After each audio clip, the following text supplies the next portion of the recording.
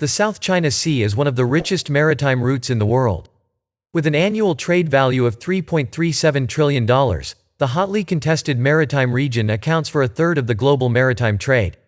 This is why China wants exclusivity in the entire region. 80% of China's energy imports and 39.5% of the total Chinese trade passes through this hotly contested region.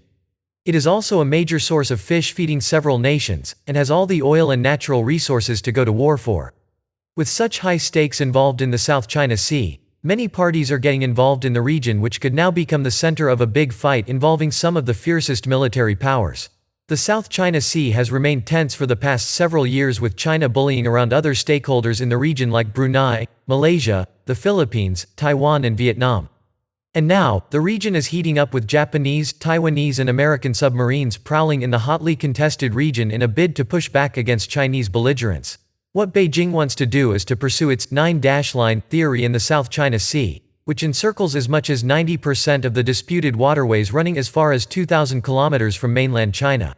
The line runs as far as few hundred kilometers from the three other stakeholders in the region, namely the Philippines, Vietnam and Malaysia, and Beijing maintains that access to all land features or the artificial islands that it has set up in the area is a part of its historical maritime rights.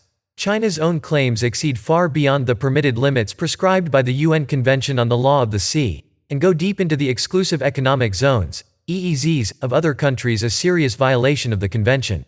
Beijing doesn't even respect the International Court of Justice, ICJ, ruling in the South China Sea, and the Jinping regime maintains that China's territorial sovereignty and marine rights, which Beijing defines for itself, are not affected. If things get down to a clash involving China and any of the like-minded powers in the South China Sea, countries like India and Australia are likely to get involved. This adds up to the amount of pressure being already exerted on China by the US and Japan. In fact, submarines getting active in the South China Sea, there are all signs of a big fight about to break out in these disputed waters.